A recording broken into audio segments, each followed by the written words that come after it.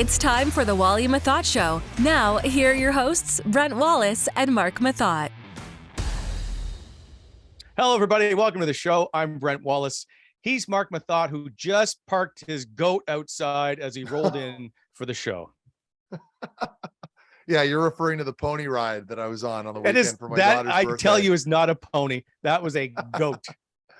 It looked like a goat when I was sitting on it, but my wife had this insane idea. It turned out to be a great idea to rent a pony. This was not, it looks crazy elaborate. It wasn't. There's a farm like in our backyard, basically. And we know the people there.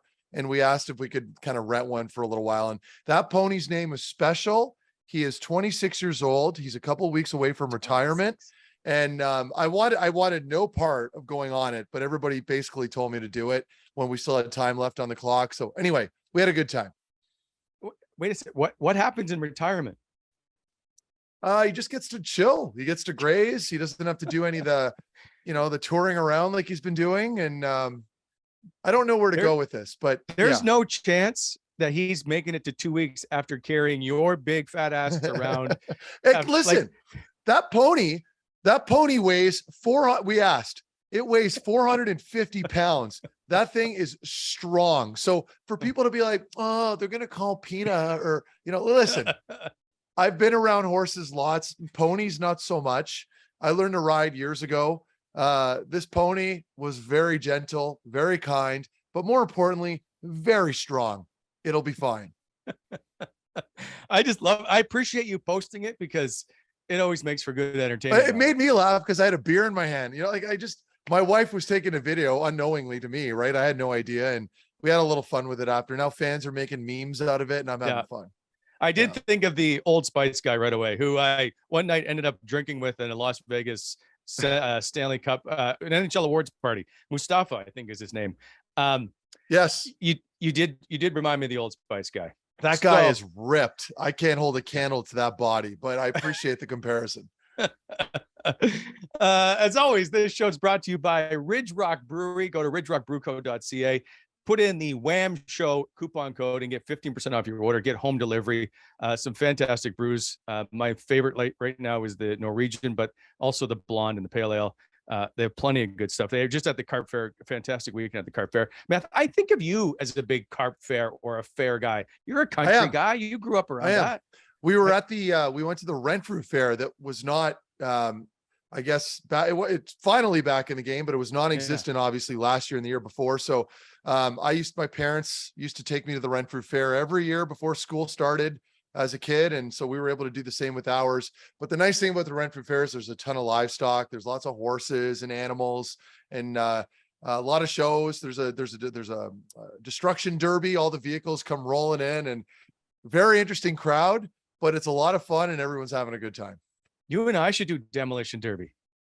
That's what it's called. Demolition Derby. Yeah. That was fun. It was fun. All right. Huge show today as we've got Bobby Ryan coming on the show. It's good to see him back. We're gonna have a great chat with him. Also, Tony Greco, who works out and trains some of the best and biggest stars in the National Hockey League, including Claude Giroux. So if Claude's season is great, we get to praise Tony. If it's not, well, we're all going to ride at his place. I think that's basically fair. Anyway, Tony Greco, one of the best there is in the business. So we look forward to seeing him. But first, as always, we're bringing in our good friend, and nice to see him back in the show, Bobby Ryan. Welcome into the show now, one of our favorites. I don't know if you're the favorite because Ian Mendes has been on 8 times. Bobby Ryan, how are you, sir? I'm good. I think I'm still the favorite. Ian raises his hand every time you guys get an opportunity. So I like to be sporadic about it. So I'm still the favorite. Yeah, we don't want to overwork you, so we appreciate just the sporadic times that you come on. Appreciate it. How are things with you? They're good today. I'm back and doing the things I'm supposed to be doing that I got away from. Obviously, didn't mean to wake up on TMZ or ESPN a couple months ago, but I'm doing really well. Obviously relapsed and it was like a couple day relapse too that just ended in the worst way possible. So it was it was tough and it was trying and humiliating, but at the same time you just kind of you do what you did, right? I just kind of got back to work and recommitted myself. And And you talk about being TMZ and ESPN, and I saw People Magazine, and did you want to hide? Because 2 days later, you're on Twitter talking to people, which I was blown away by. So I guess, can you tell me how you went through that process? Well, I mean, I'm an isolator by nature, which is never a good thing, right? So I was like, all right, I'm going to try something different this time with myself to keep myself accountable. And honestly, I probably send 50 to 60 direct messages to other people that have reached out to me through Twitter that were like, I'm 50 years sober, I'm 20 years sober, I'm 10 days sober. And I honestly, I converse with these people every day. And that was the main thing that I was looking for to do with it, you know, and not to make it public because it was already public, but it was like, there's a whole avenue that I haven't tried just in accountability. That was there. And I think I mentioned there was like 900 messages, and I'll never get through all of them. But I pick and choose, and I've made some friends out of it. I talked to some other sober people about it, about our days. So it became like this incredible blessing for me in one of my worst periods of time, for sure. Were you surprised by the attention? The positive attention? The positive, yeah, certainly. I think and me being, I guess, a bit of a pessimist in that regard. I'm like, oh, this is the end of the end, right? This is going to be the worst thing that's ever happened to you, and it might still have been. I don't know, but at the same time, I can't ignore all the positives that came out of it, right? I think because I showed the vulnerability side of what a relapse looks like and how dark it is, and you know, how humiliating it is. People can resonate with that, right? And people can identify that. And I certainly had a lot of people that have now reached out to me and said, I relapsed after years, and it was humiliating. The problem with them is they didn't have to do it on the grand stage, right? Which I did. Right. But at the same time, it's fine. It's been a blessing, and it helped me get back to doing the things that I just took for granted, because you just get tired of doing it all the time. You know, recovery is tough, but it's a hell of a blueprint to live your life by if you really think about it. And I was like, all right, I'm retired. Nobody's telling me how to work out a certain way, eat a certain way. You get to a point where you're like, I can do all these things I want to do. I could probably drink again. And went that route, and it did not go well, obviously. So I just took it for granted, and it got away from me. I don't know if you, and I know people like to be quiet about names, but was anybody reach out to you that you were surprised to hear from? Yeah, but I can't mention them because they're in the program, or they're in AA, and AA doesn't, you know. Yep. I'll say this: a lot of the guys that are public about their past were guys that I really leaned on in the sobriety world. One of the other things, and I'm not going to keep talking about it because I want to move on to some hockey chatter with you as always, is the love that you got from Ottawa. And I know you haven't played here in a couple of years. Do you sense the impact you've had in the nation's capital? I guess to a degree, I do, but I don't, because I'm not there. I just, it's, you know, one of the few, as I look back at my time in Ottawa years later, and even when I was still playing, I was like, the only thing I can ever say about my time there is through the ups and downs on the ice, I was always candid off the ice. I always let people know where I stand. And I think that's important. And I think people in the city recognize my struggles on the ice, and then they in turn recognize the struggles off the ice, and then the comeback and all the things like, and then in the middle of it all, the great playoff run. And there were some good times. I played well at times for periods, but I think people just always identified with me because I kept it real. There were no cliche answers. And I think if you give them, you kind of turn people off. So, you know, just by sharing and being vocal and being honest and forthright, I don't want to say I gained a lot of fans, but I gained a lot of runway with fans and with my play on the ice. And in turn, I mean, I absolutely love the fan base in Ottawa. It was just, and I still do. Every time I check Twitter, I have something from them, and they're just great people. And I'll always root for the team, but I root for the city more because I'd really like to see this year pan out the way the fans want it to, more so. But again, we're going to get into it, but I think you got to be a little more realistic than the Sens fans are being right now. Don't you dare rain on our parade. I'm not raining. I'm just saying, I'm not here for that, Matt. We'll get into it though. We'll get into it. Finally, I like where you're at now compared to where you were 2 months ago. I guess, what would you say you are? I was well, 2 months ago I was I was not at home. I was in a I was in a jail cell for a night. So not even a night. And the charges were dismissed because the judge realized, he's like, talking about stealing. I was like, I've never stolen anything in my life. And it was a bag of beef jerky that I was just confused. I thought I paid for it, and that's how bad it was. And I stuffed it into a bag and walked out. It was like, and then I told him, I was like, it was a complete misunderstanding. And he's like, go home. I said, okay. So yeah, he was like, and I was like, dude, I'm worth $30 million. I'm not trying to steal a bag of beef jerky. Like I wasn't going to say that, but at the same time, I'm like, listen, man, I don't even have my bags. Like, they kept everything. I was like, here's my license.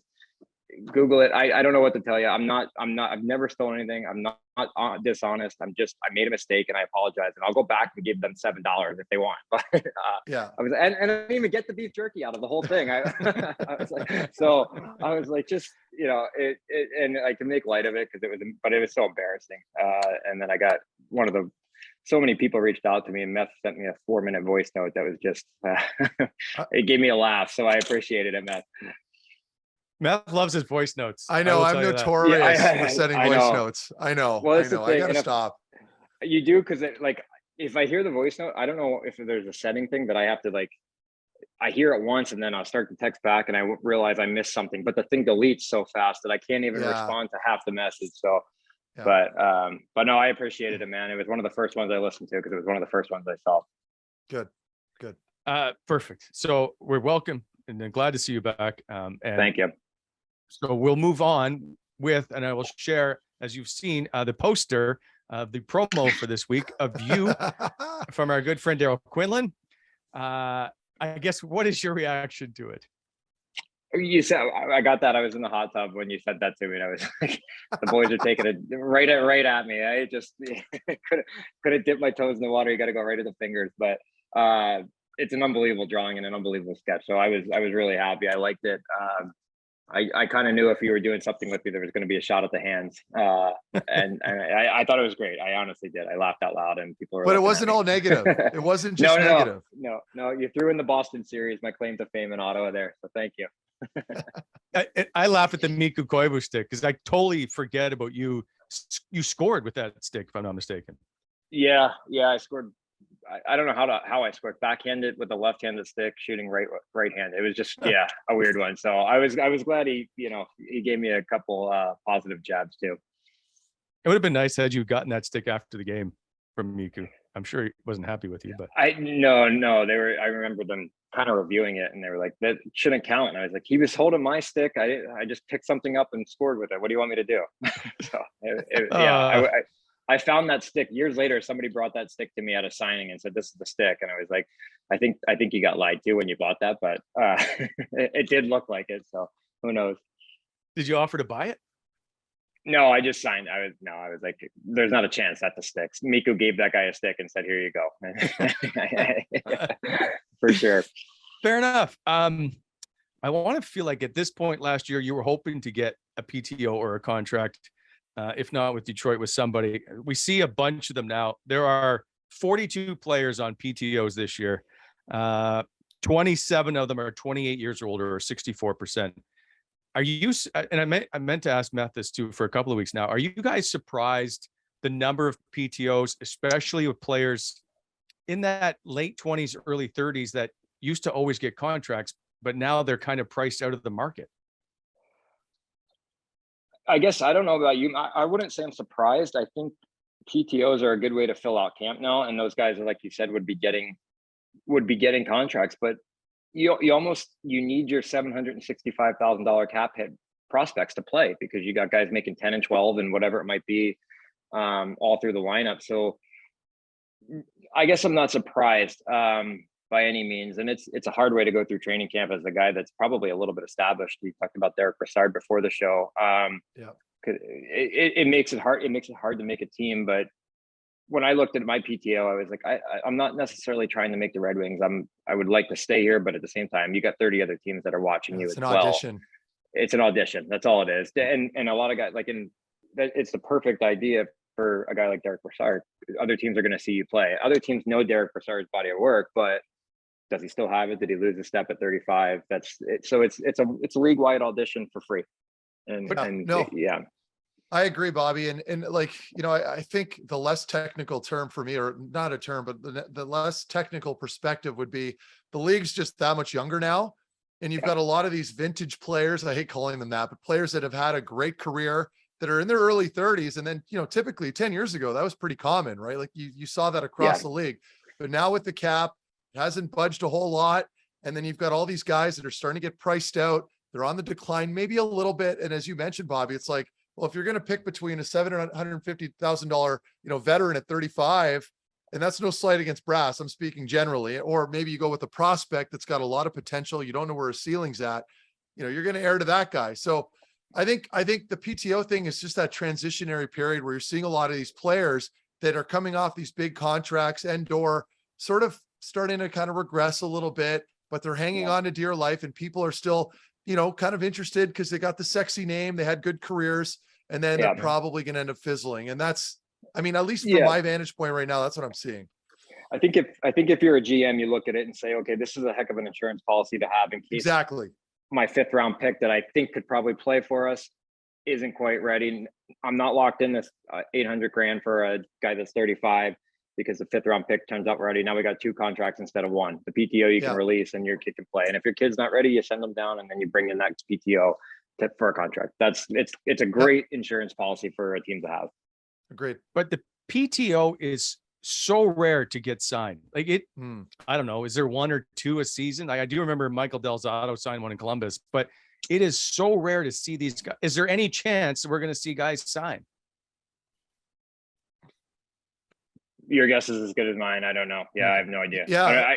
The only PTO I know of is Derek Brassard. So, same. Sure same.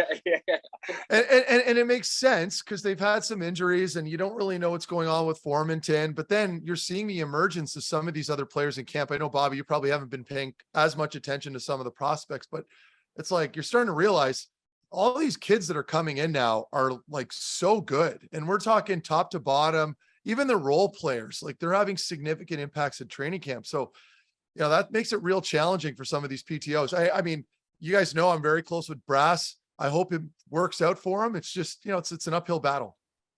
Yeah, it is. Yeah.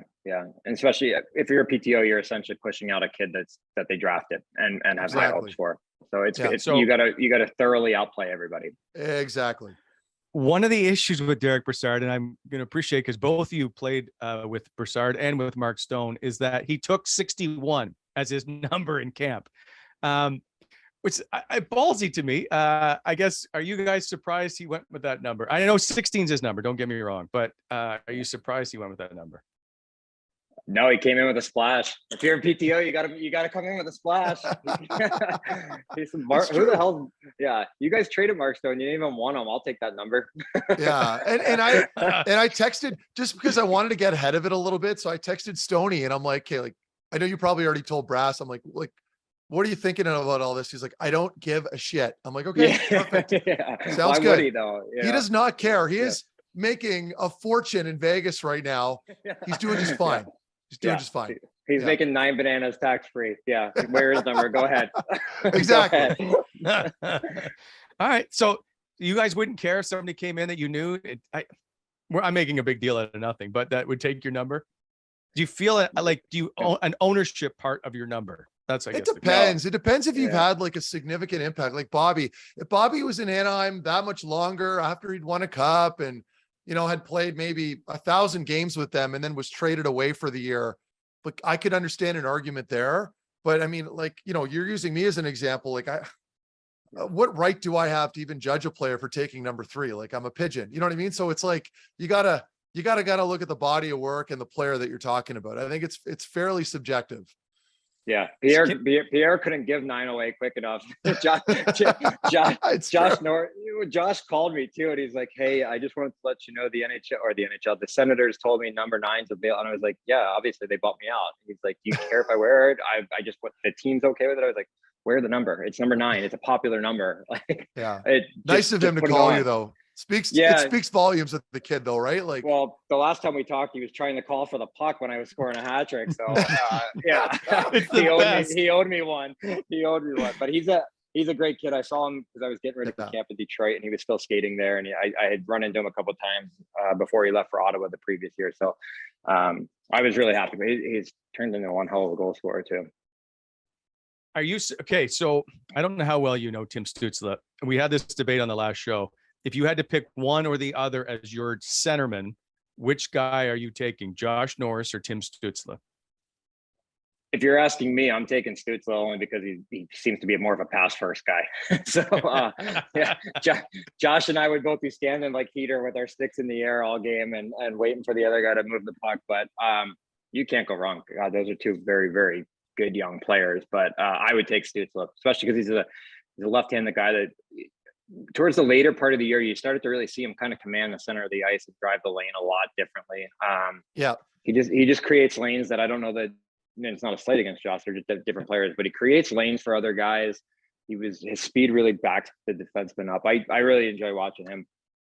So, okay, then what do you like about Josh Norris? I don't find his game flashy, and I don't mean that disrespect. He scores 35 goals easily, it seems, but he's not a super flashy. He's not going to dance you down the ice for the most of it. Is that fair? Yeah, he's not, he kind of reminds me of a little bit of myself when I was that age, when I was younger. Like he's not going to create a ton on his own, but he's going to be the guy that's going to finish it. He's just got a nose for finding pockets in the ice. And I'm not giving him enough credit because he can make plays too, obviously, but he finds pockets of the ice. He needs about a half a second to get that shot off. And when it comes off, there's a difference between a heavy shooter and a quick shooter. And he's a quick shooter that has a heavy shot. He's got both, right? So, and he's extremely accurate. So, he's what you would call a very complementary. He's the best shooter on the team. He's the best goal scorer on the team, but he's still a complementary player, if that makes sense. But he's going to round out whatever line you put him on extremely well. And Bobby, when you say, for people listening that don't maybe understand, when you mean quick shooter, you just mean like that quick little, like he doesn't have like an egregious backswing, right? Like it's fairly quick. No load. Yeah, there's no load. Like for me, I would be considered not as quick. Like I had to get that, to the back of my blade. He doesn't. He shoots from the front. He shoots from the middle, and it's off like this. And there's no cradling it. He knows when he wants to shoot, and he picks a spot and he hits it. And then when you have the heaviness of it too, he's got a hell of a combo. Yeah. Josh Norris scored 35 goals. You're a 4-time 30 goal scorer. Brady had 30 last year. Alex DeBrincat, Claude Giroux at one point. How hard is it in this league nowadays to score 30 or more goals in a season? We're entering a scoring era. There's going to be a lot of them. I think we started to enter it as I was leaving, but it was a lot harder 15 years ago for sure, especially playing in the West. The East always, and Meth can tell you the difference between the two. The East, when you would always go play teams in the East, you're like, it's going to be a run and gun game, or we got to find a way to slow down the back and forth. Whereas in the West, it was like you were playing a 3-zone game all the time. But we started to see it with the amount of power plays that became a thing. The opening of the ice a lot. There just isn't as much play in and around the net as there used to. It doesn't feel like that anyway. It feels like there's a lot more skill than there ever was in the game. So it's still a hell of a number to get to. I'm not discrediting 30 goals by any means, but it's a lot easier to do it right now because games are 5-4 way more than they were 10 years ago. Yeah. Yep.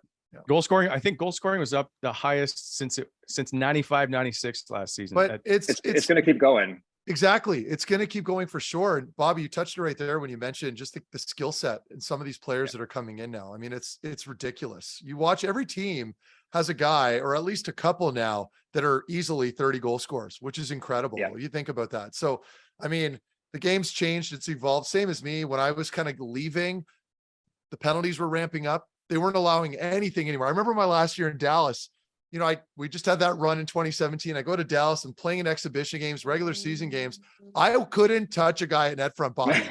No. They and the refs were adamant about it. Like they were cool about it and they would talk me through it.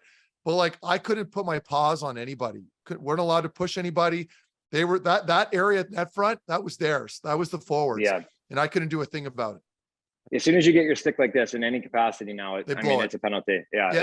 And I'm not saying I wanted to go around just cross-checking guys like Pronger at net front. I'm not saying that, but like, it was just like, even like the little pushes, the little tricks that I used to do, I used to grab sticks. They were so hyper aware of it that like you weren't allowed to do anything. So if there's a rebound there, it's a good chance he's going to swat it in. So that was the difference for me, at least. And there's more time and space. There absolutely is. How much did you guys enjoy playing exhibition games? And I mean that by you watched, like I saw Josh Norris. Like Norris got folded at one point. He turned. People think it was remember a penalty, that. but I saw that. I think he turned the wrong way. He turned into him, but you don't want to get folded or hurt, especially if you're a top 6 player or whatever. I'm curious of how much did you two, like the Sens are playing 8 preseason games, one of them at home this year. So the veterans who don't want to play on the road are playing somewhere that they don't want to play. Like it just seems to be a struggle this year. And like, would you be asking to play 2 games, Bobby? 1. Me too. Yeah. I remember Guy came to me and he's like, how many do you think? Like 4? And I was like, what? That's preposterous. I was like, I want 2. And then he's like, you got to play 4. Cause we had like 8 that year. And I was like, all right, man. I was like, the only one I'm not doing is Winnipeg. That's the worst day of the entire year. Yeah. Worst one. It's people don't understand I went to Winnipeg. He's like, no, it just shook out that way. I was like, it's funny, Bobby. It's funny you say that because I went to Winnipeg with you, and same situation. Guy came to me before the season started, and I'm like, and I had to inflate the number a little bit because I'm like, I don't want to go right to 2. That's very aggressive, which I can appreciate that you did, but I gave a good. I went to 3, and I think I ended up playing. Actually, I may have played only 3, as a matter of fact, but I think a lot of that was because I was lucky because Eric was my D partner, and Eric's now playing in hardly any games. So to answer Wally, to answer your question, there's a fine line. A lot of these players are young. They weren't like Bobby and I, in our 30s playing, kind of at that stage. So like, if you're looking at Ottawa, a lot of those guys haven't earned that right to say, oh, I only want to play in 2 exhibition games. Maybe Shabbat, because he plays 38 minutes a night. But other than that, it's like, you got to play in them. And it's like, you do want to get some reps, but you're right. You don't want to get hurt. And that's a guy like Josh Norris and Nori. Like, I love the player. He's got to know better too, right? Like, you got to think there's some idiot American leaguer that's probably trying to make a name for himself, and he's going to take a run at you. I would do the same thing. So I would always, like, as soon as the puck got dumped in, my feet would just go wide. I'd be like, I'm F2. I don't care if I'm 15 feet in front of you. I'm F2, because it's just, it's still the highest level of hockey in the world, but there is a difference between what the game feels like when it's regular season. It's slower. Oh, huge. A preseason game is way faster because guys are running around with their heads cut off. And not there's going no for the structure. big hit. There's zero structure. And you're like, and then you got guys that are trying to like implement things for the season. So for me, I would always like just kind of look for my timing on breakouts. Am I too far ahead? Am I too far behind? I was like, get stuff down like that, feel good about power play entries, and then shut it down, because kamikaze hockey, man, you're just trying not to get hurt. You're trying not to run into the guy that knows he's going to Rockford next week. Exactly. and it's not a slight against the player. There's a big difference between those 2 players. And it's the worst when you see a guy get hurt and you're like, it's going to cost him 8 weeks of the season now because he's playing in a game that he probably didn't need to be playing in. Yeah. So then the question I have for veterans more than maybe is the new guys, there's not a lot of practice time anymore in training camp. You play 8 games. There's not a lot of practice. Would you like, is it more important for Ottawa to have games or practices for a team that wants to get off to a better start, has some new faces they need to implement, new stuff? I think they should be practicing more than they should be playing, but that's just me. I don't know. Bobby, what do you think? Kind of a double-edged sword, because you got a lot of guys trying to make that bottom 6 right now. Yeah. I think your top 6 that you're set with, like, I don't know. I watched some of that game, and like the Giroux line, the Stutzel line, like they're going to need another game or 2. They weren't on the same page, but you're going to get on the same page running 3-on-2s in practice a little more than you are in some of these mashup games.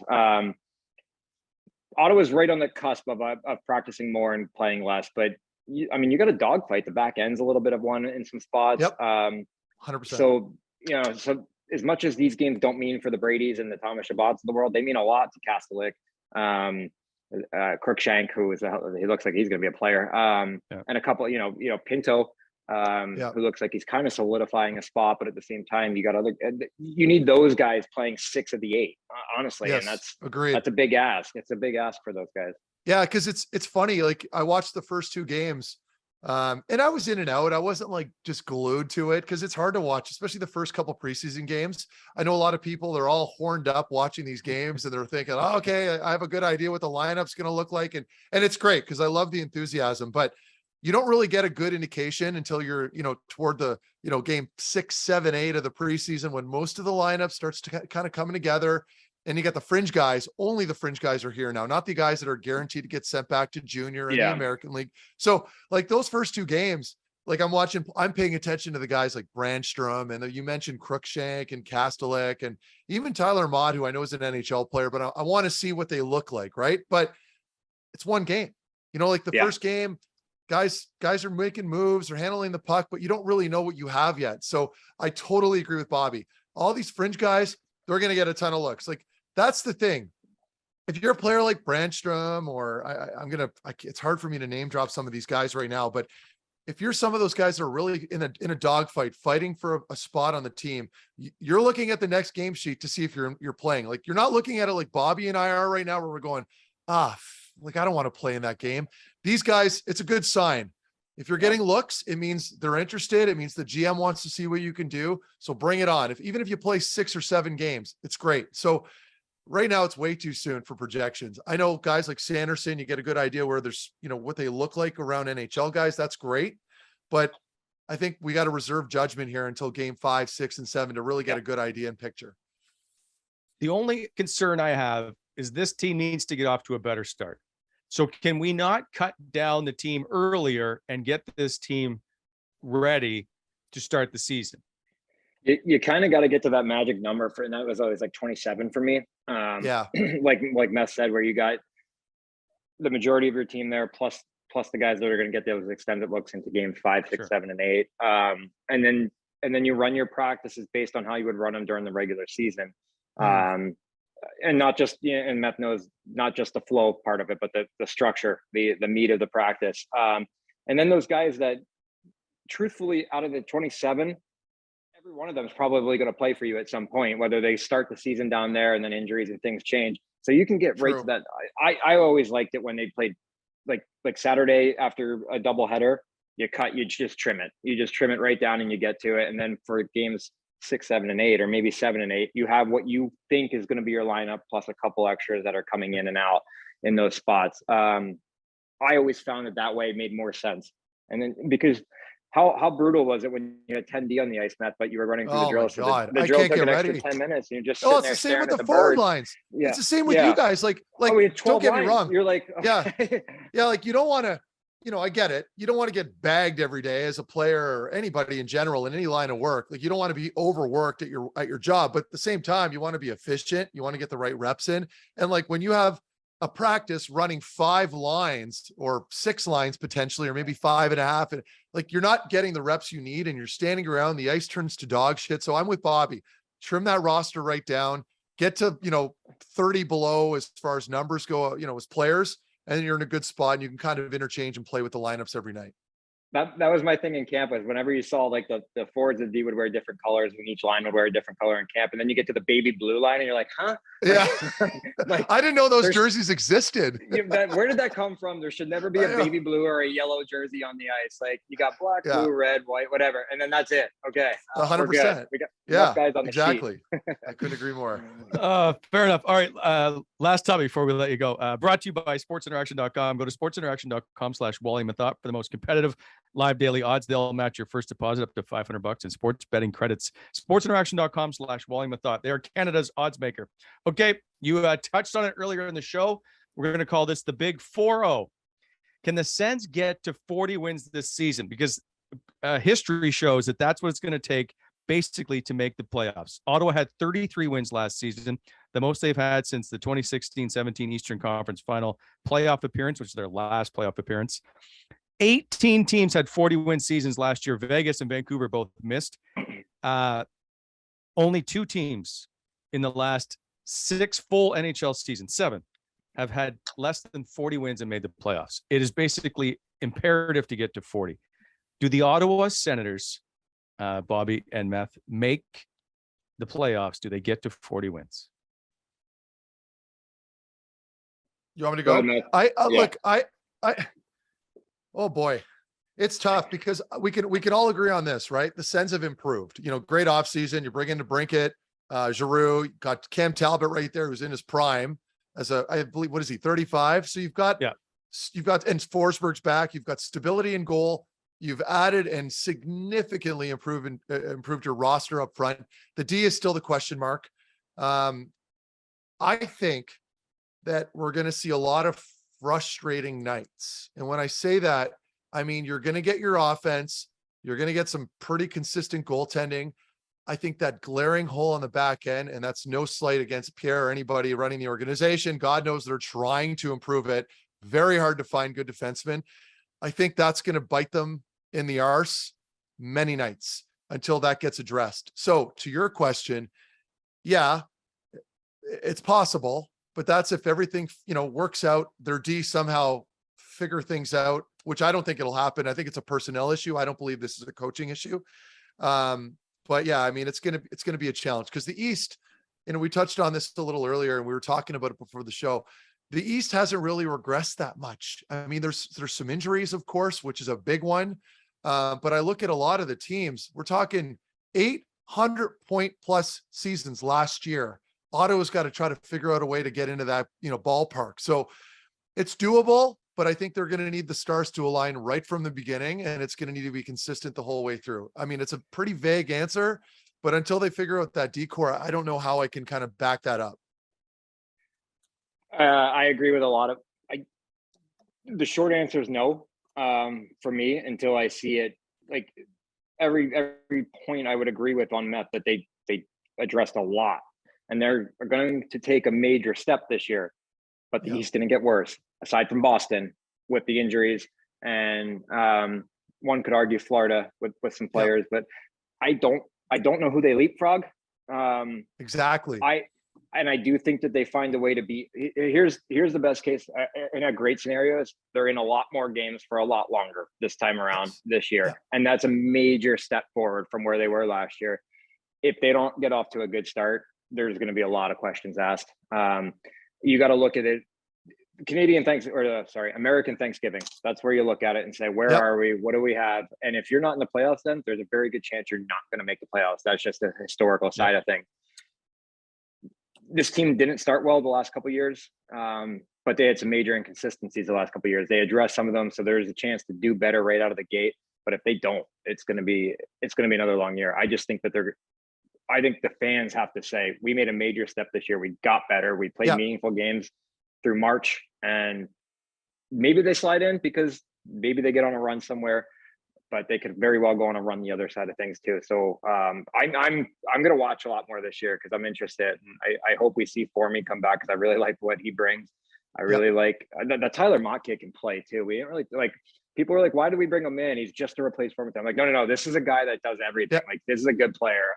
Bobby, tell us a little bit about him. Like, all I know is that because his numbers aren't sexy, but he can kill penalties, I'm assuming. So like, he's a role guy. Is that what he brings? He's a Nick Paul where you can plug and play him everywhere. So any space that gets filled, like he's a Nick Paul, but probably a little better in his role than Nick will be. I remember watching him play and I was like, God, that guy he's everywhere. He's a buzzsaw. He's on the puck. He's always on the defensive side. Yeah, I like his game a lot. I thought it was a really creative signing late in the summer for them. But all that being said, I'm pulling for. I really hope they make a major step because if not, then it's going to be mayhem. Really it'll be deflating, and I think deflating. Yeah, and I like the way you open that up because Pierre touched on that in his press conference the other day, which I really liked when he was saying that we just want to be playing meaningful games down the stretch, right? Like get into that dogfight with the other couple teams that are fighting for that 8th spot, and that's a success in itself compared to last year. You're building forward because. To me, that's very realistic. And fans absolutely should be excited. This isn't us coming on here and like taking a dump all over the expectations. I don't appreciate your negativity. Yeah. And like Bobby, maybe not as much as us, but like we benefit from the team doing well. So I want people I want to be clear here. It's in our best interest that this team succeeds. I just think, to touch on Pierre and kind of the tail end of what he made, the comment he made, let's just make sure that we're managing our expectation level here. You don't want to put so much pressure on this team that it's just a lost cause off the start, right? Because they're gonna lose some games, right? They're gonna lose games, and it's not always gonna be pretty every night. Just understand that it's a process. Play meaningful games going towards the spring, or as Bobby mentioned, by American Thanksgiving, know where you're at. That'll be a success.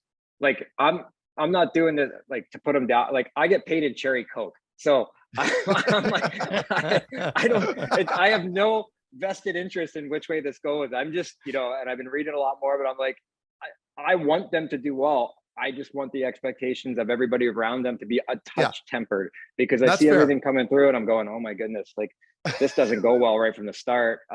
Plan the parade.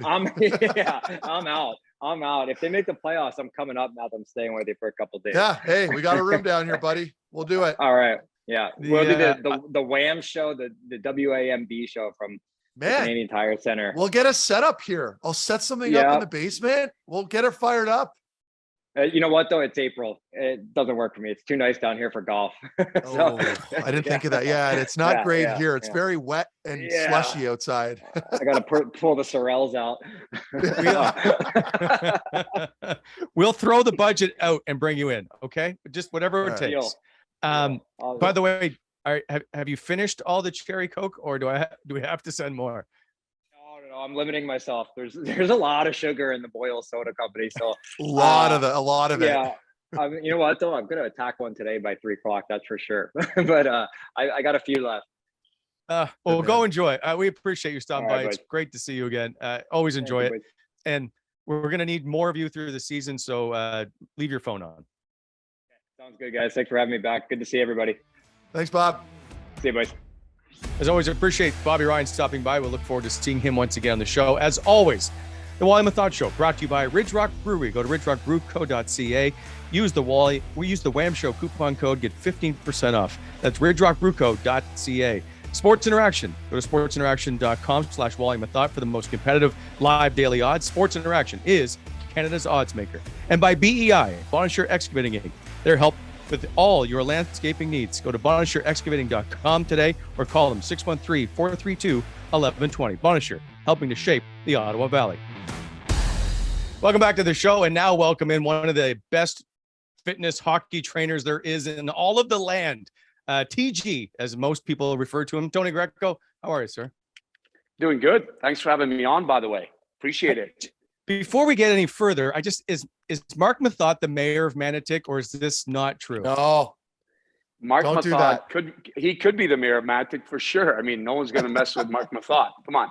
Are you kidding me Tony's right just now? down the street from me. Tony's already been here longer than I have, so he's got claim to this area. Well, I don't know. I thought you guys would me. just share it, go to each other's house and do this interview. We should have. The thing is, some people have to work with clients. See, Mark he's got a better balance than me right now, you know? That's fair. That's fair. He gets to work with me, so I'm not sure it's all that fair, Tony. Man. It's quieter today, and that's because I'm going to assume the gaggle of hockey players that you have training with you in the summer, and other people as well, started to finally go back to their teams and go back to work a bit. Yeah, this is actually the most rewarding time for me because I get to get all the results back, and it just kind of is really rewarding for me and my trainers and my team just to see these guys excel in their game. I mean, with their first step takeoff and their endurance testing, their strength testing, their peak power, all that kind of stuff that people are probably going, what the heck does that mean? But it's all good because this is where we see kind of these guys excel at their craft. So very rewarding. Yes, there's a few people still here, but most of them are all gone. Okay, so the guy that we want to discuss right off the top, and that's Claude Giroux. So if everything goes wrong this season, it's all your fault, just so we're clear.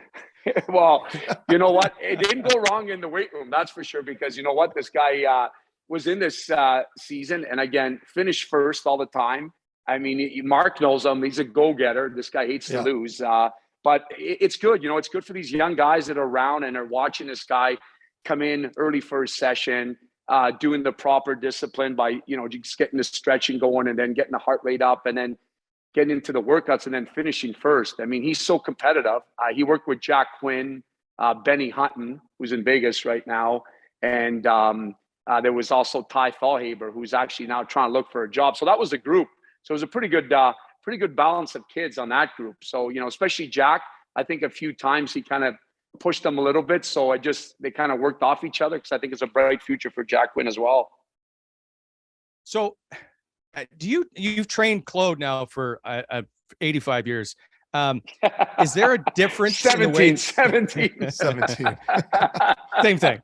Is there a difference in the way you trained him at the beginning to now, where he's, I'll say twilight of his career, but I just mean when you've started to meet mid-30s, I feel like you start to train different. Yeah. Oh yeah. Hugh, you know what, Hugh, I'm glad you asked that, actually. Like, I've changed my whole concept. So what happened was, about 6 years ago, he introduced me to a guy, his name is Dr. Ben Peterson. He actually used to work with the Flyers under Ron Hextall. He was their fitness director, which now he's the fitness director for the San Francisco 49ers. And alongside him was followed by the name of Kyle Dietz.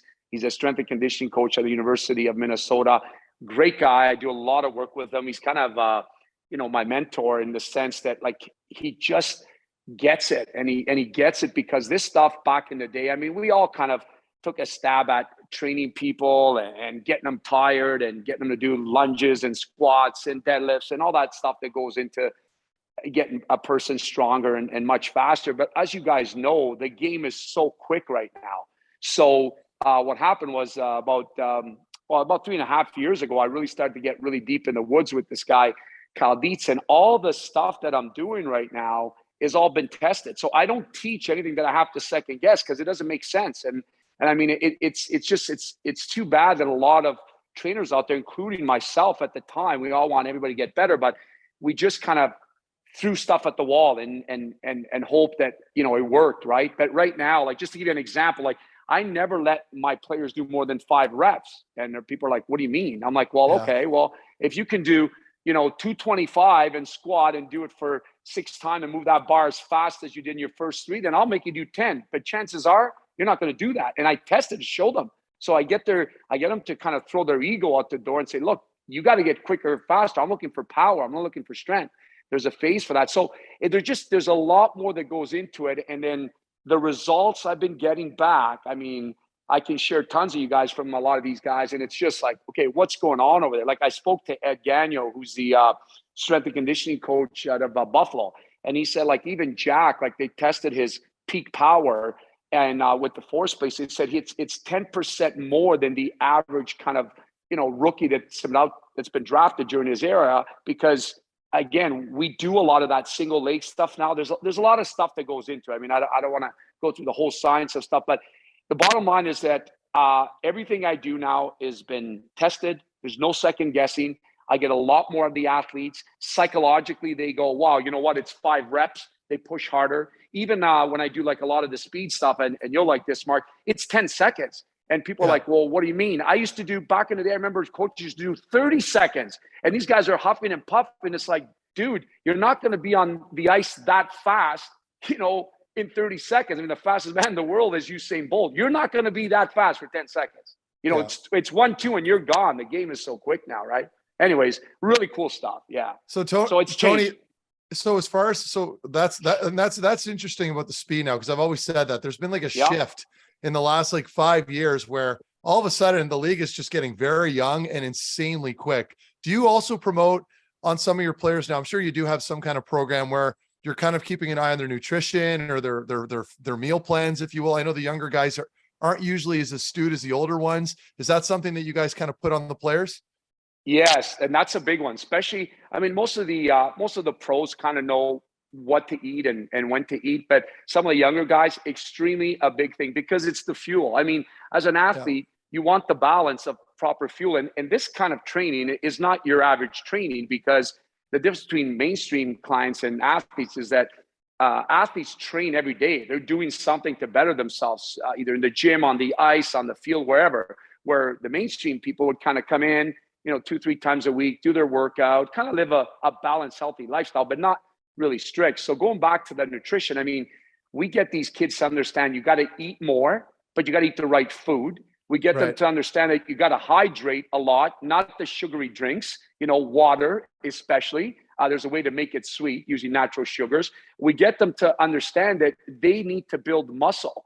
And it's like building the Lego block. So if they're not having a sufficient amount of protein according to their size, I mean, some of these guys will develop puberty and will get like bigger and stronger, but it doesn't mean that they have a lot of muscle on them. So that's where people get that misconception. Like, that guy's a big guy. Well, he's actually a lean guy, So they look, because everybody thinks that everybody that's that skinny mini player is, not fat, and everybody that's kind of like a pretty fit player is, lean. And that's not the case, because on your skeletal system, we want these kids to start developing good eating habits. And I'm not saying like be like super, super strict, but for instance, replace a Kool-Aid drink with, a hand fist or a tight fist of, for instance, almonds or peanuts, natural peanuts. Now, if you have a peanut allergy, then maybe get like an avocado, like just different things that provide different energy, and food is fuel. So it's a whole process, and the parents have to participate in this, and we encourage that as well, Mark and Brent, because it's like, I mean, the parents are the one preparing this stuff, right? So you got to drill it into these kids. That's if you want your kids to be consistent, right? And that's important, right? Yeah. All right. So who's the biggest whiner you had this summer? Yeah, that's going to be tough to answer, but in this kind of establishment, I got to admit, we don't have really a lot of people that whine, because we got rid of all those people. I can go back in time and tell you who didn't like working out as much. And we're always ask, is this it? We're not doing any extras, because they're retired right now. So, who's all right? Give me one. Give me a name. Todd White, Brendan Bell. No, but good guys. But it was interesting to see these guys. Like, we're only doing 3 sets right today, no extras. So it just. But who spends the most time in the sauna now? Well, there was actually that group of Ben Hutton, Jack Quinn, and Claude would be the ones that would spend the most time, because they were finishing early. So they would start at 9:00. It's still kind of a little bit chilly. We were so blessed with the weather this year. I mean, it was gorgeous. So all these guys are working out outside. And what we did is right after, because around 10:00, we get the cold tub out there. They take a quick plunge and then get in the sauna, and then come on in and have a shake, and then out they go out the door, either golfing with Mark Methot or wherever they end up, right? They're not golfing with me. I don't ever leave my house. Tony, what do you have? Is it like a traditional sauna? I don't want to get into the details. Wally's going to kill me for asking these questions, but it's a wood burning sauna, and I wanted that because I have a sauna in the house, but it's electric, and I found it's hot, but the feeling of the wood, because you could put so much. I mean, you could get it really hot in there, right? And these guys, I mean, most people have been in a sauna, go in a sauna, they could absorb that heat and really get the full benefits. But I'll tell you, it was a game changer, because you know what? It's the workouts. Okay, they're cool. It's awesome. Whatever, you come in, but it's the mind thing. And you see these guys, they're sitting there. They go in the sauna for like 5 minutes. They're drenched. They shower outside. So I got to shower outside, and then boom, they go into the cold tub, and then bang, away they go. It's like they feel amazing. What that's all about, that whole therapy. I keep hearing, and I keep hearing now, because I use my sauna. I've got a traditional one. I'm not a big fan of the infrareds, because they don't get us warm, but I know they're supposed to be beneficial. But I've also heard now that the cold tubbing right after can affect your hypertrophy, like as far as building muscles. Is there any science there at all? Well, I don't know the science behind that one. I mean, I had a guy here to show me some of the breathing. Like, I'm just kind of, learning a lot of this, and it's pretty neat. What I do know is that it does work on your nervous system, because what happens is you've heard people going into cold showers, and the difference between going into a cold tub or a cold shower is that when you're under a cold shower, your body's always under stress, because and it's like you tighten up and it's cold, where when you're going into a cold tub, like this one's at 32, it's about 3 degrees here. That's so the first thing when you're doing, you go in, you're like, whoa, and then it's like, relax, just breathe. And then once you start the breathing, it doesn't keep kind of, you get to it. But Yeah, I mean, I'll research some of that. I could get back to you on that, but that's interesting. I mean, building muscle, I don't see. I guess it would increase the blood flow, which would probably get that muscle a little bit more under tension. I could see that Right. from a science perspective. Yeah, but there's a lot of good science behind this stuff. I mean, I think the bottom line is I don't think a lot of people know how to do it well. Like I'm one of them. I'm still learning. I mean, I can go in there for 30 seconds and I got to get the heck out of there. but I get it. I get it. Right. So it's cool. It's cool. Just, it's a good mind thing, right? It's a good mind thing for people. Agreed. I'm wondering if you could help out Meth for a bit. He seems to have let himself go since his playing days, that maybe you could give him a program to work on. I think Mark knows a lot of programs. I think he does pretty good himself. He always looks good, man. He's got all the Manatic ladies after him here, I'm sure. You know what I mean? Whoa. That's I'm joking. When it comes to him and Dan McGillis, they're like the favorites are. That's what I hear. Just what I hear. Okay. They're like the big favorites. I love Dan McGillis. He was such a good dude. Yeah. I got two questions before we go, Tony. Very serious questions. You're a very fit individual, obviously, a world kickboxing champion. When you sit down to watch a movie, what cheat snack do you have? Yes. Well, I love popcorn and I love a Rivello, the ice cream. I have a few of those. 100 calories, you can get those right now at the grocery store. Yeah, I love ice cream. I love ice cream. I love ice cream. Yeah, I love ice cream. I appreciate that. And finally, last question we have before we let you go, and that is, how many points is Claude Giroux going to have this year based on your training program? Well, I'll tell you one thing. I think he's going to have a lot more assists than goals because the line he's playing on, and I think he's going to make a big difference in general points wise. That's a tough one, but he will have a lot of points, but mostly will be assists. But he's just going to make such a huge difference. Like I feel it. I just feel the energy like around these young guys. He could set them up. He could, and I think that's just going to uplift everybody. And that's what really true leaders do. So I don't know if, the investment that I think Ottawa did, obviously not that he's a friend and a player, but it's just, I think it's really good. I'm super excited. I mean, I'm going to more games than I usually go to. I think everybody's excited. It's going to be great. Mark, maybe you should put the skates on, come back to Ottawa too. Give me one of your knees. I'll be there in a heartbeat. Yeah, I know, buddy. You probably would too with your attitude. You're a maniac. Well, I love it though. Meth and I are about to go work out now after doing this interview. So we appreciate your time. Thank you. And congrats on all the success you've had in training all the high-end players. It's been really fun to watch you this summer. And thank you for taking care of Claude Giroux, because we think he's going to be fantastic to watch on the ice this year. Yes, Tony Greco, we appreciate your time. You're welcome. Thanks, guys. And thanks for having me, and drop by anytime for espresso or smoothie. Thanks, TG. See you, buddy.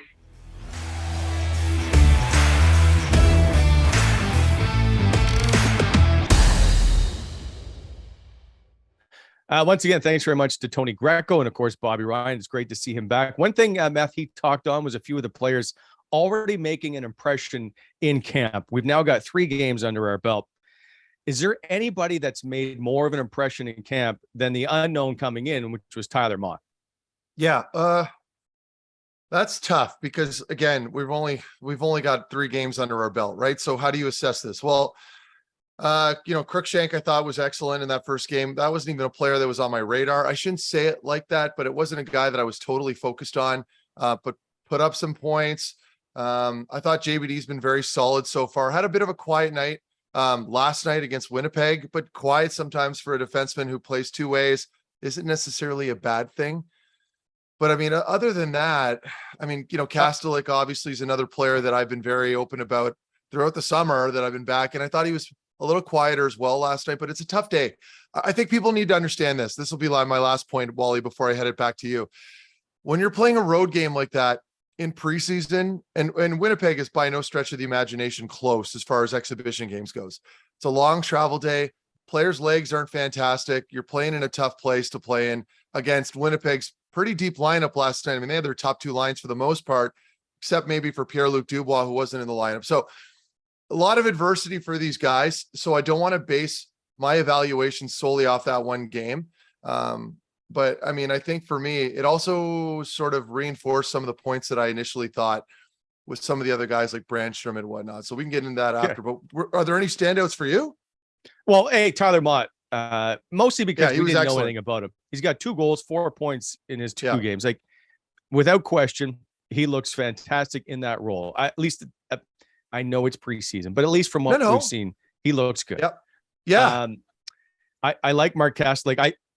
I thought Dylan Gambrell had the inside edge coming into camp. I just because he's already played in the National Hockey League. He's an NHLer.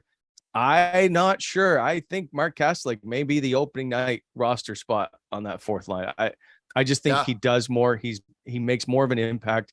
Gambrell is fine. He just blends in. He's just like furniture.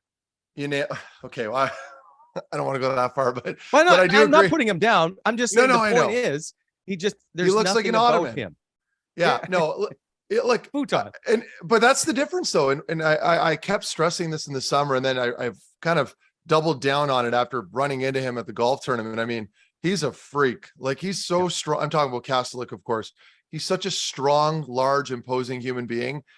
And that if he can figure out this game now and really develop here over the next year, assuming he sticks to this lineup, those are the kind of guys that give you those big goals or turn into playoff performers when you need them most, right? I look at guys like Nick Paul. We saw we did it with Tampa. Exactly. Those big boys that move well, that are able to turn it up a notch in the postseason, are so dangerous. So I'm not going to go on a long rant about that, but I'm very impressed with this young man's play. Again, it's only been a few games, but I do think that there's a lot of potential there, particularly on that 4th line with the size that he brings. He's imposing, kind of a scary looking dude. We know he can handle himself as well. It's a nice weapon to have. Like, it reminds me of Pat Maroon a bit, right? Gets into the playoffs and has that impact. But a better player. Well, I guess Pat Maroon's got 3 cup rings, so I guess. Well, okay. I like Pat Maroon as a player. He's been incredibly fortunate, Wally. Let's not confuse ourselves here. But Kastelik moves far better. I mean, it's not even close. Pat Maroon is a big human being, but Kastelik just finished 2nd in the fitness testing. I can guarantee you, Patty Maroon didn't finish in the top 5 of his fitness testing. In any case, Mark Kastelik, number 1 on the win bike, by the way. Oh, there you go. Yeah, and that's so like, that speaks volumes. Anyway, I know we probably covered him a lot last week as well. I can't really remember. But yeah. The other part of this is we've been cheering for Derek Brassard. I don't see a spot for him. I don't see any scenario where he's on this team. I'm incredibly biased because he's a very close friend of mine. So I've actually made it a point. I'm not going to pump or deflate his tires. He's got my full support, but that's, I'll leave that to you guys. It's just unfair to come from me, but you're right. I mean, it's the classic case, right? You're a PTO, and it just so happens to be on a team now that has this like influx of really good prospects that are finally starting to come through as NHL players. So the timing's tough, very exciting for Sens fans. Not so good for a lot of veterans that are trying to make an impact here on this team. So we'll see. I'm going to keep my eye on him though, specifically, and a couple other players, but it's going to be an uphill battle. You mentioned Angus Crookshank, who we didn't really think much of him because he missed an entire season with the ACL injury. He lived at Jerry Townend's house all winter. Oh, no way. And trained and worked out and bust his ass to get back to where he is. And the ceiling on him was pretty high before the injury. And I think he's picked up, and he's probably stronger now because he's had to work out so much off season. He's put in the work, and he's starting to see that pay forward. I hope good things for him because he's a great kid and had a terrible injury. And he's not exactly. And that's interesting tidbit there about Jerry. That's awesome. For those who don't know who Jerry Townend is, works with the Ottawa Senators. He was the head athletic therapist when I was there. And now I think he's more of was he the head guy / he's like the sports science guy. He's got some fancy title. Yeah, he's got a cool role there too. And he works obviously, hand in hand with Dom Nicoletta, who's in my opinion, one of the best in the NHL as well. I think people don't really appreciate how great that training staff is. But anyway, good for Crookshank. You're not an imposing man, not a huge guy. So the fact that he's been able to put on that much strength and muscle, he's got lots of speed. He's a good role player. He can play up and down your lineup, and he's got some points now. So he's got the eyeballs. Now he's put himself in a really good position early on in camp. He's just got to maintain that momentum. If he can prove that that's not just a one-off, right? Because that's a prime example of a player that probably wasn't necessarily in the plans for this season. You know, teams will have projections. And so, you know, no matter how well he plays, maybe through 2 games, that doesn't necessarily seal him a spot. So he's going to have to continue this and really kind of blow the roof off for the next couple games that he plays in. You might make some noise here and stick around. We'll see. But I'm really excited about that young player. I think he's a mid-season or injury call-up type this year, I right? think there's been there's been no indication anywhere from anybody's projection that he'd be opening night. Now that's not saying he won't be, but I just think he's going to get a good long look now, which because you know we're talking about him, everyone's talking about him. He's obviously doing something right. So certainly a player to watch out for. Quick note about Jerry. He's so good. So as we've talked about, my kid plays AAA hockey. When he gets injured, he goes to see Jerry. He couldn't move his wrist one time. He said it's really sore, whatever. So he goes to see Jerry, and Jerry goes, "Did you change your stick?" And he's like, "Yeah." He goes, "That's why your hand hurts." That's blown away. Like the guy, I don't know what you call him, but he's the magician. He just knows when you're around the game for that long, you can identify any little, you know, subtle change in your game that perhaps would lead to that injury.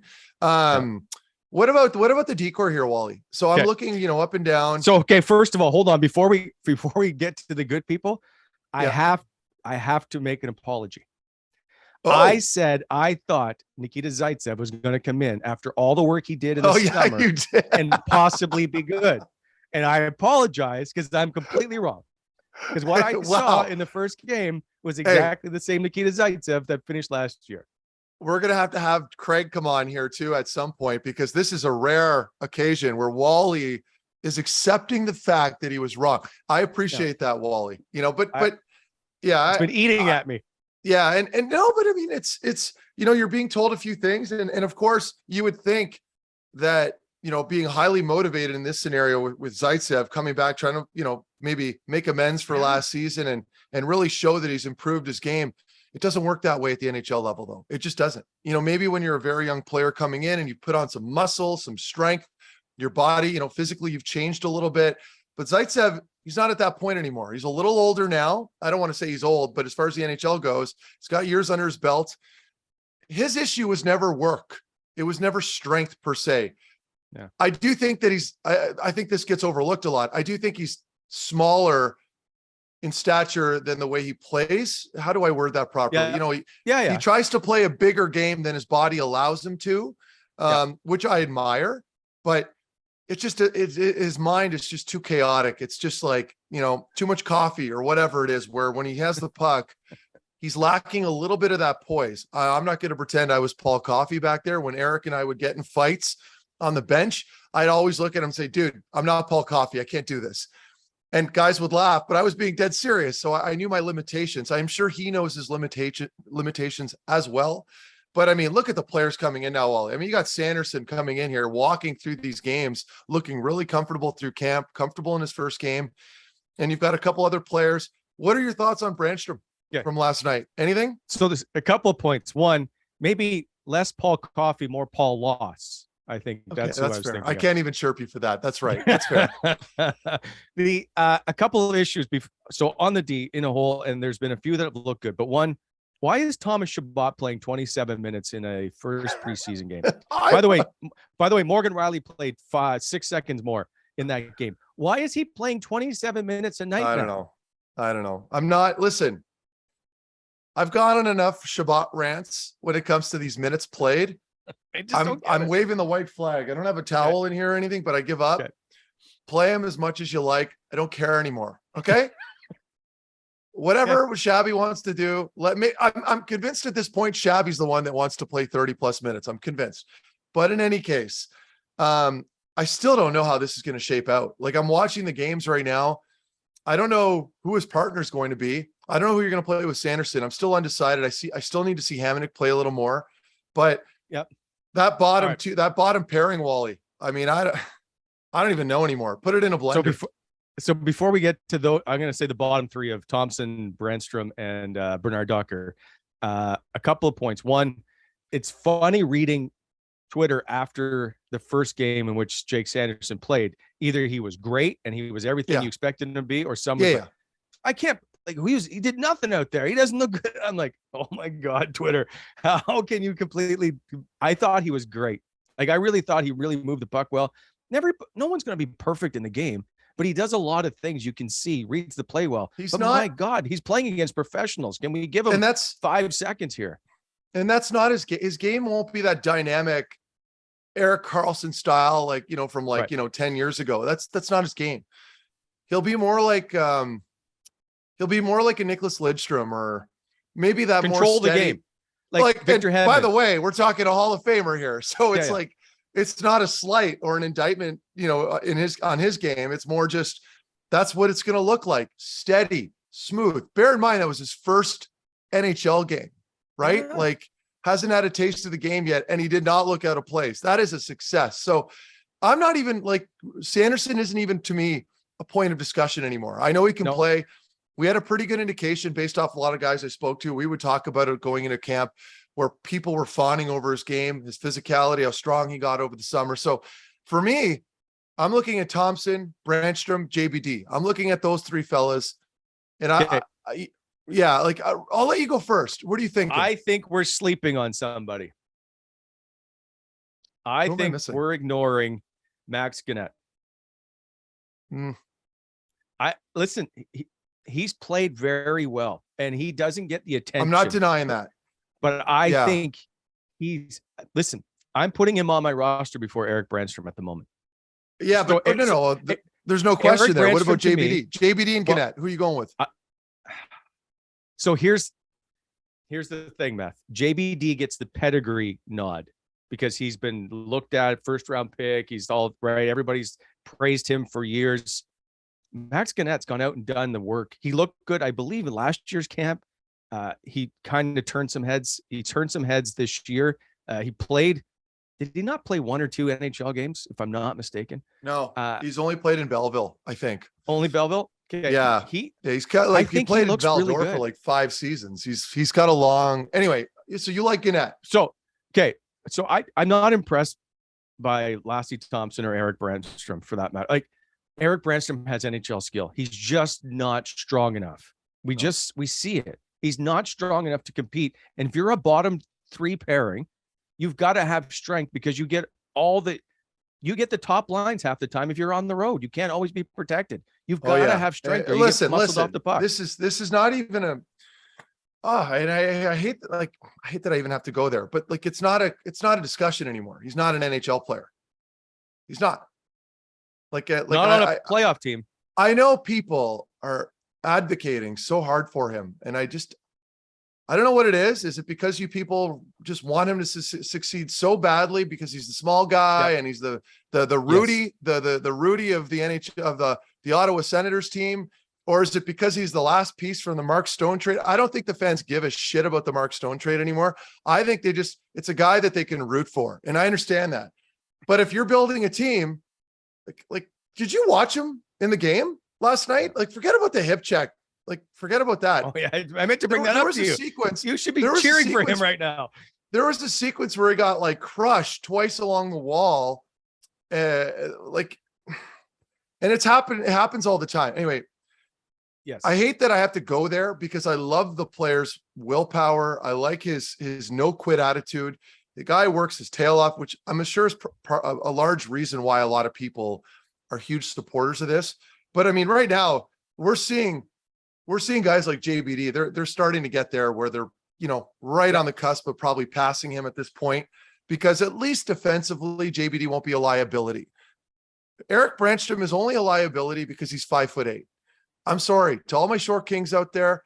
It doesn't work when you're an NHL defenseman. It's a big man's game back there, unless you're very dynamic and you can control the puck well and you put up numbers. So Gannett's interesting to me. Certainly a player that I do agree, Wally, has turned a lot of heads and has been a nice surprise. He might play for 13 years in the NHL. Gannett, for example, that might be a guy that'll just have a nice long career. Like, you never know. Nobody was talking about me when I came to my first 2 camps. It was mostly an afterthought, right? 6th round pick coming in, but I figured it out eventually. that does work out oftentimes with a lot of these players. But I think right now I'm looking at JBD to probably fill in that spot because I can trust him in the D zone. That's why. Okay. And he can move the puck fairly well. Two things. One, were you not impressed with the Brandstrom hit check? I think we can't ignore this based on your history of perfecting the art. Now, and look, I don't want to be a hater, I don't want to be a Dave Chappelle hater where the player haters ball and everyone's just hating on everything. And he was just kind of isolated and standing still in the neutral zone, and the timing was perfect where, almost looked like it wasn't intentional, but obviously I'm sure it was. He was just trying to get out of the way. It was a nice hit though. Nice hit. And again, I feel terrible for my earlier rant, but I'm just sick of having the discussion. I'm sick of seeing people have this discussion. It's like, get over it. It's time to move on. Okay. It's time to move on. Then are you comfortable going into the NHL season with Thomas Chabot, Jake Sanderson, and JBD on the left side of your National Hockey League franchise? JBD, I think I'm comfortable with. I'd like to see him play another couple games here before I gave you my stamp of approval. As it stands, I think so. I think if you put a player like Holden or somebody that can kind of maybe a little veteran leadership with a player like JBD, I wouldn't like two young kids playing together on your third pairing. They'll get no ice time. Like the coach won't put them out on the ice, and that won't be good for their development. So, right. If you can get a steady Eddie back there with them and they play fairly vanilla, but they're not a liability defensively, they can get the puck out of the zone. I'm content with that. I'm certainly more content with that than any of the other current players. Maybe Gannett. And I don't think that we can ignore this issue. They need to start well. They need to be a 500 hockey team 15 games in. I agree. So if you put those guys back there and they struggle, what happened? It'll self-combust. Well, okay, but what's your other option? What's your other option? You know what I mean? That's not me trying to stump you. You have an NHL player in Nikita Zaitsev there. You do have him available.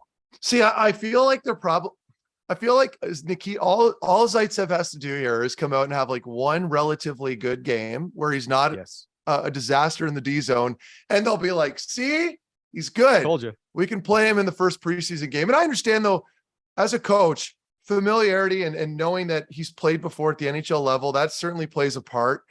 I think from a fan's perspective, they're just so fed up that they want change, but the fans are also not the one, like me, you, the rest of the people watching, our jobs aren't on the line. If maybe you go with JBD instead of Nikita and JBD lays an egg, so, but I'm confident that JBD is seasoned enough now. He's got enough development under his belt. With a couple more exhibition games, I think we'll be surprised. I think he could be a reliable player back there. Well, if you start the year 10-5 and Nikita Zaitsev in your lineup, no one's going to be complaining. If you start the year 5-10 and JBD struggling, I think people will they'll complain.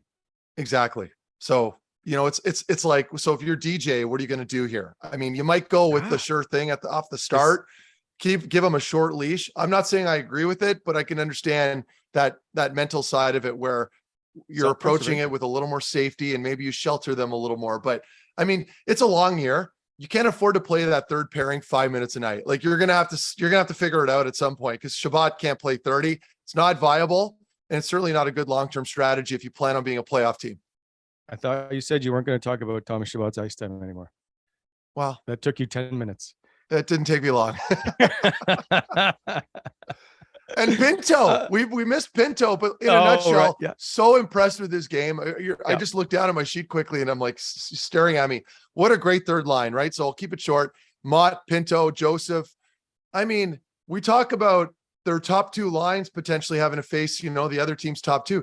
You might have a legitimate shutdown line there. You might. Like, I know it's bold, but like the speed they bring and the ability to cover ice with the speed on that third line right now and the response and with Joseph, Tyler Mott on the left side, that responsible two-way style play, like thinking of hockey, and Pinto, man, like he might be a legitimate number 2 center here before we know it. So listen, I love Shane Pinto. I think his game's phenomenal from the very first time he played in his call-up. I thought the 10 games or whatever he played, he's an NHL player. Everything he does, where his position is, all that stuff. Yeah, he exudes confidence, right? Like you don't view him out there when you're watching the game and thinking, oh boy, like he's green behind the ears. Like he doesn't really belong. He looks a little shaky. Not at all. Like just confident kid, takes great care of himself. I know he loves the game. I mean, they're so fortunate now, finally down the middle, that depth that they have. So really liking what I saw out of that third line, and having Tyler Mott there now and seeing him play gives me more reason to just kind of be in that camp. I mean, I'm pretty sure now you could have a legitimate third line despite Formanton perhaps not being there. We'll see. Mark Methot calling for Tim Stützle to be traded now so that Shane Pinto can be the number 2 center on the hockey team. F off, man. I didn't say that. Don't go there. Fans are going to lose it on me. All right. As always, the show brought to you by Ridge Rock Brew Co. ridgerockbrewco.ca. Use the WHAM show coupon code 15% off. Try their blonde or American pale ale, amber ale, if you will. They have a dry hop sour. Get the delivery, home delivery, if you will. WHAM show, 15% off your beer order at ridgerockbrewco.ca. All right. Time now to bring in Greg. As always, we have a few things to discuss. One, Meth, before we get to some other stuff, you went to Freddie Beach, as if you're from Fredericton or well aware it's called, my hometown. I just want to know, like, was there big signs erected of saying welcome to Wally's hometown? So I brought you up once, or up several times, but the first time was in the shuttle. We had a bunch of old dudes shuttling us. They were all beauties, really nice guys, volunteers for working for Curling Canada. So they picked me up at the airport, and I said, I'm like, his name was Bob. I'm like, Bob, you ever heard of Brent Wallace? You aware? He's, oh yeah, I've heard of him before. Yeah, I've heard he's a good guy. I said, okay, that's good enough. Well, he's not a good guy, but I know he's from here. So anyway, I'm like, I think he wants to be here. He couldn't be here for this weekend, but beautiful city. Wally, you're a celebrity there in Fredericton. I think you're very well liked. I didn't see any banners or like signs anywhere. Yeah, but your presence was still felt around the arena, and I can respect that. Just tell me what it was like when you flew into the Fredericton airport. It has 2 gates. I mean, I loved it. Nowadays flying through I had to connect through Montreal. There's no direct flights, at least not available for me. So I had to take like a pigeon airplane and hop a couple times before I got there. But I mean, if I can avoid Toronto and Montreal, I'll take Freddie Beach's airport all day. And it's just that small town feel, right? Like everyone's super friendly. Everyone was nice and outgoing and wanted to help. It was really, that was the vibe that I gathered from there. So you're very lucky to be born and raised in Fredericton. It's a very good town.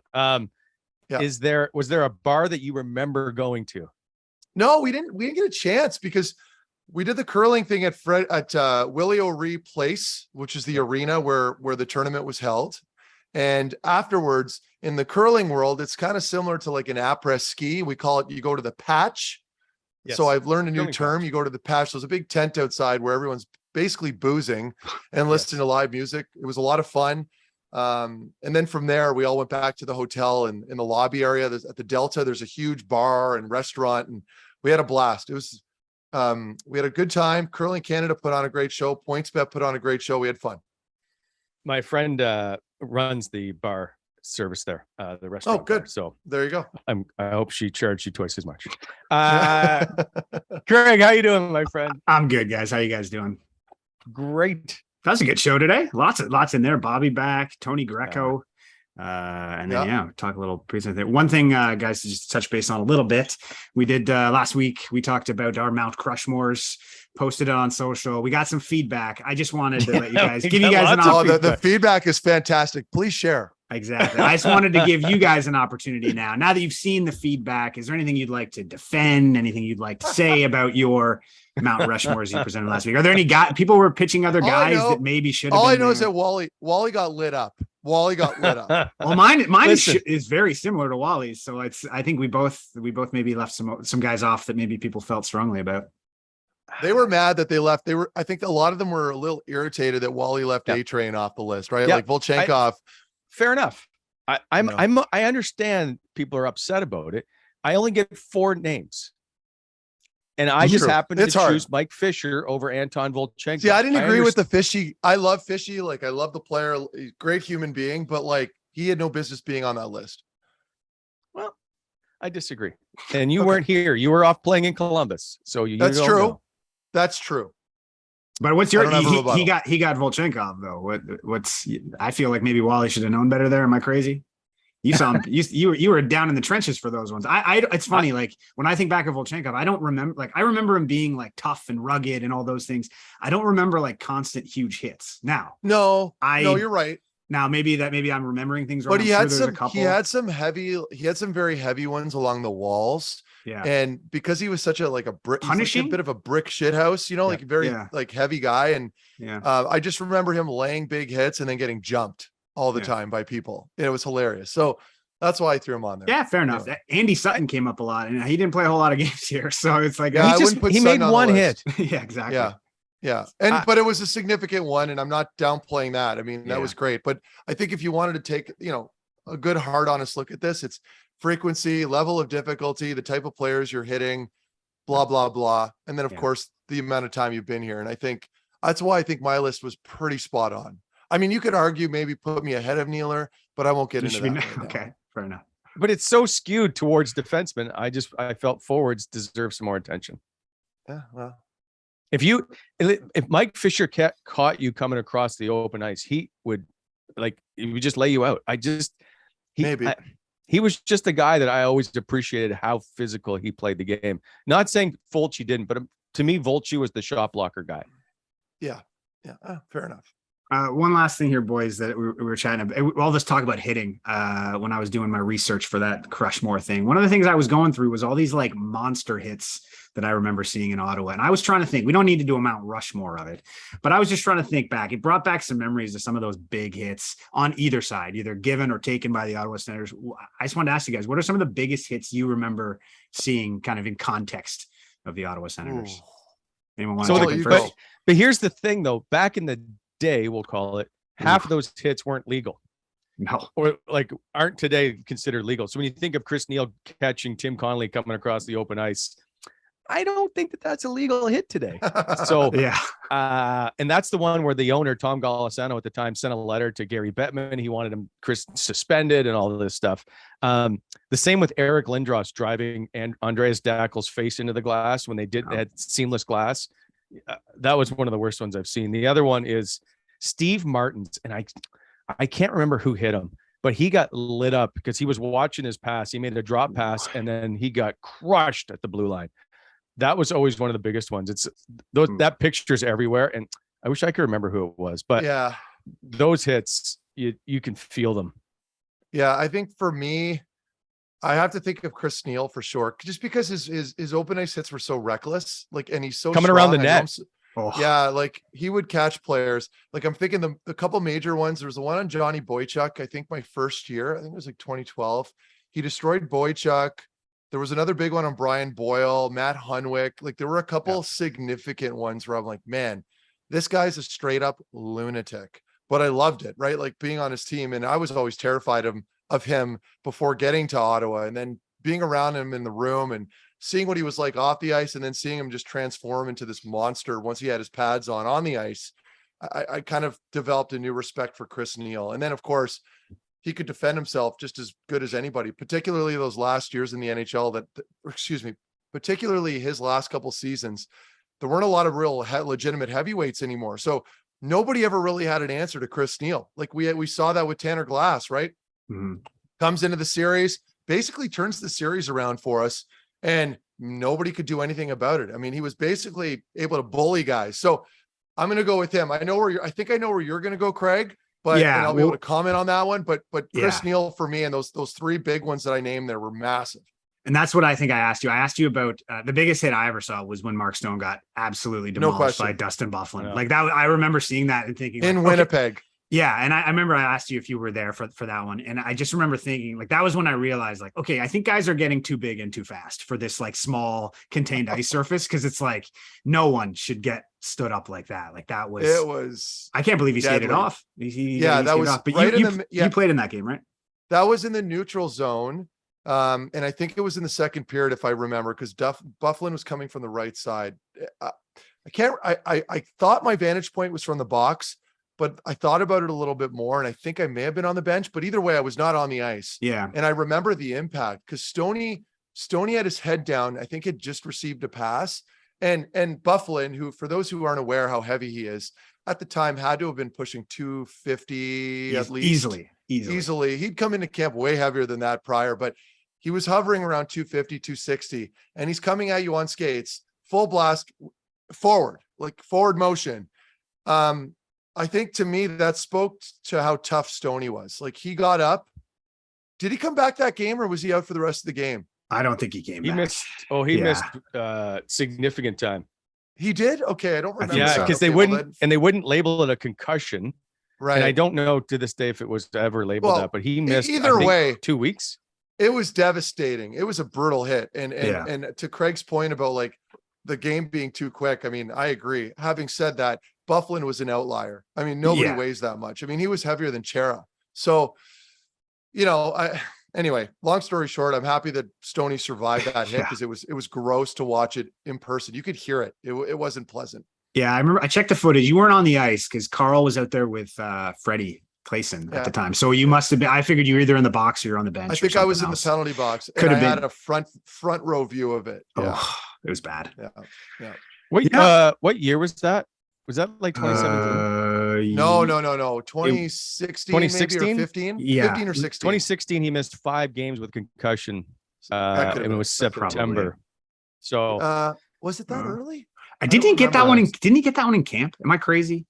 Oh, maybe, because it's September 24th. So I think he did. I think it was like I remember that. It was one of the first like hard scrimmages. Because I swear, dude, I remember you yelling from the bench, because it was one of the first ones, and everyone's trying to get everyone going. And I remember Meth yelling like, "Stoney wants an easy game today, boys." And I hear that coming from the bench, and then like 20 minutes later, Stone's on the ice. I'm like, oh fuck. Like, it was just, I think it was one of those scrimmages where people were just trying to set the tone, and you guys, it wasn't anything malicious. No one was going to clip anyone's head off, but just remember it being like, it was the vets were trying to get the young guys going and get under them. And it was fun to see. And I remember it turning into an injury. So that's where I was like, okay, maybe that's not the way to do it, but he whatever, he was in the long run. Fair enough. That's funny. But the big hits that are illegal are the one, like I remember Steve Downey on Dean McCammon coming around the net. Like, that's suicide. Well, it's called Suicide Alley, if I'm not mistaken.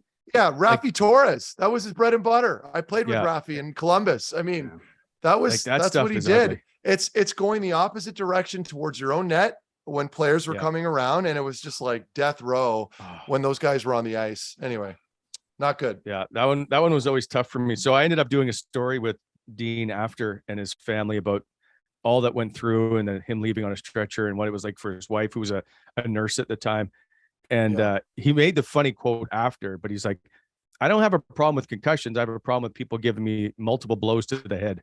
And I always Dean was funny. I always enjoyed him, but that hit was one of the toughest things I've witnessed on the ice, for sure. Yeah, it's scary, man. Getting your head knocked like that is not. It's happened to me a like, couple times. Have you taken in my younger years. One of those? Like, you're a big my first boy. But it all happened when I was young and more vulnerable, and I couldn't defend myself. No one really touched me once I became a veteran in the NHL, because I was big enough. I wasn't like a tough guy, but people were a little more weary. But my first training camp with the Canada Lasers in Junior A, I remember we were playing at like Jacques Chiron, or one of those rinks out there in Canada, and it was in the training camp, and I was an underager. And I remember a veteran Donkey Junior B player, like really heavy, had no business playing on the team, finished me along the wall behind the net after I made a breakout pass. It was very late. And he basically grabbed my head and like stiff armed my face into the glass.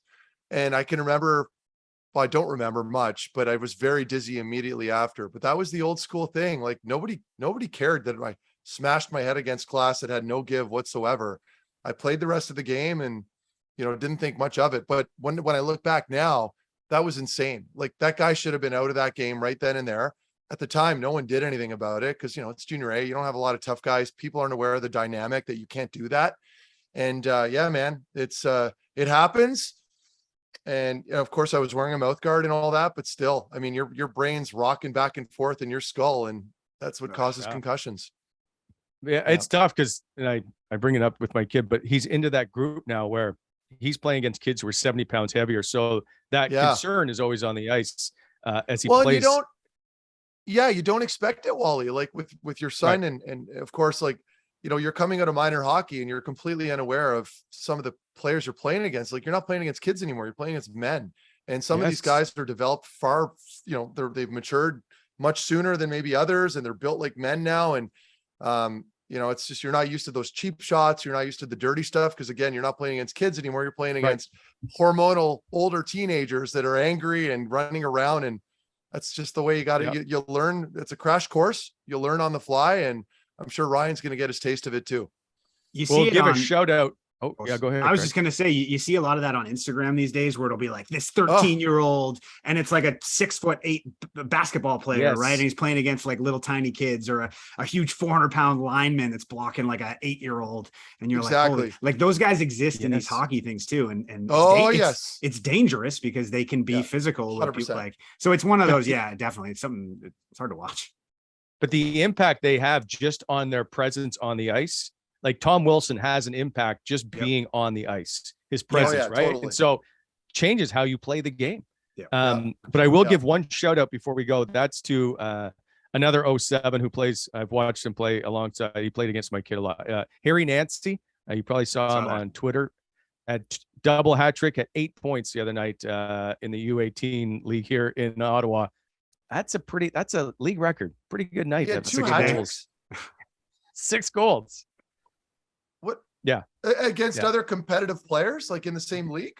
The same league my kid. So he's an 07. So he's 15. Yeah. And in that league, you play, it's a U18 league. So he's playing against kids 2 years older. Holy shit. That's impressive. He's a pretty good player. I hadn't seen it. Okay. I don't know how that slipped under my radar, but okay. I just learned something new. Well, we play them on Saturday, the Renfrew Wolves. So we'll see how this goes. Nice. Keep you posted. Wally Scouty report incoming. That's good. Yeah. They better be good. All right, boys. Have a great week. We'll see you next time. Thanks for watching the Wally Methot Show, brought to you by the Ridge Rock Brewery.